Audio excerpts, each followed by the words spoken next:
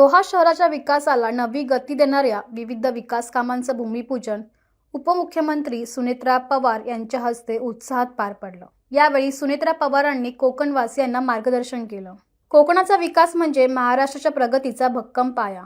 विकास म्हणजे केवळ इमारती आणि रस्ते नव्हे, तर सामान्य नागरिकांच्या जीवनमानात सकारात्मक बदल घडवण्याची प्रक्रिया असल्याचं सुनेत्रा पवार म्हणाल्या। आणि रोहा शहराच्या भविष्यासाठी एक नवीन सुरुवात करणार आहे। त्यामुळे सुरुवातीलाच आज ज्या ज्या कामांचं भूमिपूजन आपल्या सर्वांच्या साक्षीनं झालं असं मी जाहीर करते।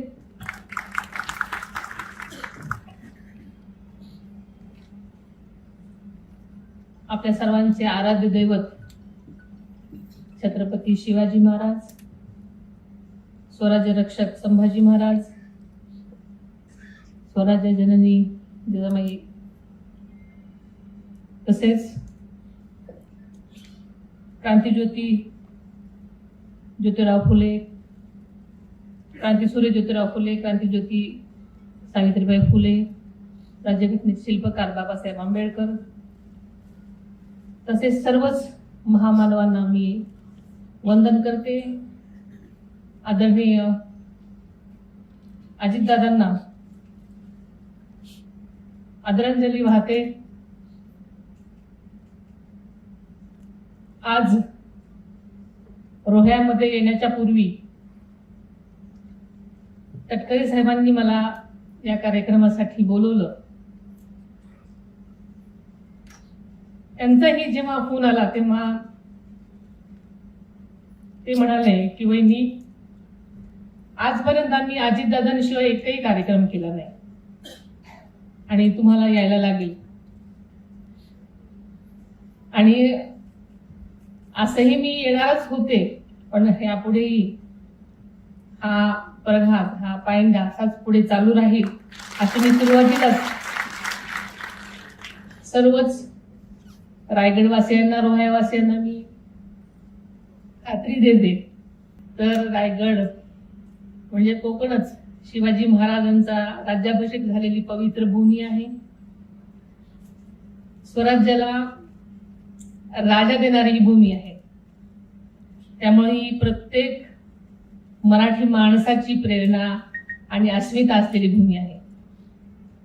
याच रायगड जिल्ह्यामध्ये भारतरत्न डॉक्टर बाबासाहेब आंबेडकरांनी महाडचा 14 तळ्याचा सत्याग्रह केला आणि सामाजिक समतेचा एक नवा इतिहास लिहिला। यंदा त्या सत्याग्रहाचे शताब्दी वर्ष हे आपल्या सगळ्यांना माहिती आहे। कारण हे आपण विसरून चालणार नाही, कारण समता, स्वाभिमान आणि सामाजिक न्यायाचा संदेश देणाऱ्या या महामानवाला मी मनापासून विनम्र अभिवादन करते। कोकण म्हणजे साक्षात देवभूमी, निसर्गाने भरभरून दान दिलेली ही भूमी आणि कष्टाळू माणसानं घडवलेली ही भूमी आहे। आदरणीय दादांचं कोकणावर जास्त प्रेम होतं, म्हणजे विशेष म्हणायला हरकत नाही। कोकणातला माणूस हा साधा आहे, प्रामाणिक आहे, मेहनती आहे आणि म्हणूनच कोकणचा विकास हा महाराष्ट्राचा विकासाचा कणा आहे।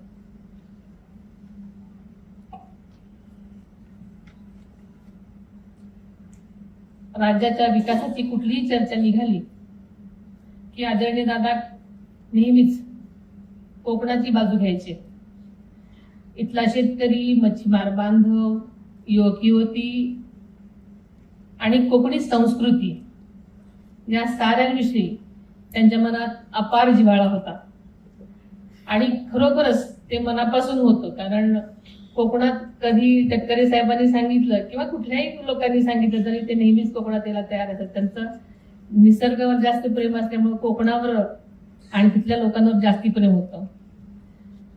मी हे का सांगते, कारण मी त्यांची सहचारीने असल्यामुळे त्यांचं सगळं गोष्टी मला जास्ती माहिती आहेत। कारण कोकणात सहलीला जरी यायचं म्हटलं किंवा कुठल्याही सिंधुदुर्गामध्ये यायचं असेल, रायगडमध्ये यायचं असेल, कुठल्याही ठिकाणी यायचं असेल तर त्यांचा पहिला प्रेफरन्स कोकण असायचा। म्हणजे आम्ही गोव्यालाही जायचो, पण कोकणात अजून जास्त त्यांना असं यावंसं वाटायचं, इथली लोक त्यांना आवडायची।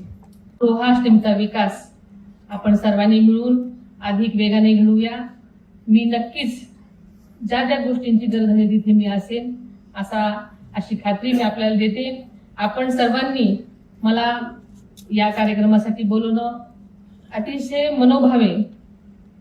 आदरणीय दादांसारखाच एकही गोष्ट कमी न पडेल याची दक्षता घेत त्याच पद्धतीनं माझं स्वागत केलं. त्याबद्दल मी आपल्या सर्वांची मनापासून आभारी आहे.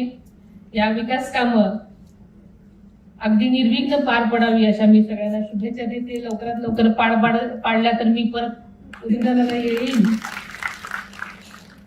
त्यामुळे सर्वांचेच मी मनापासून आभार मानते. तुमची car, electric panel, data server आगीपासून सुरक्षित आहे का? नाही? मग आजच बसवा F protect temperature activated fire suppression device.